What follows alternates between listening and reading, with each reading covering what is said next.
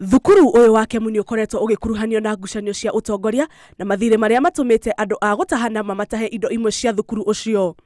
Ngari nyingi ni iratahitwo thukuru-ini ucio thutha wa aruti a wira 60 aria mabutirwo guthii igoti-ini na kuuga matiarihirwo na thutha ucio igoti rirathana marihwo.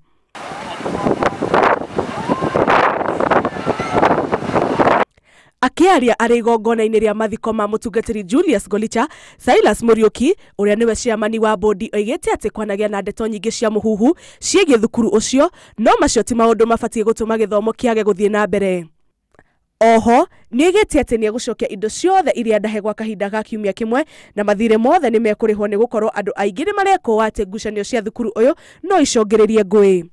We have had challenges because the former VCs, I won't miss my words to say former VCs of employed, there was bloated workforce, they overpaying people, peer universities were not paying as much as KEMU.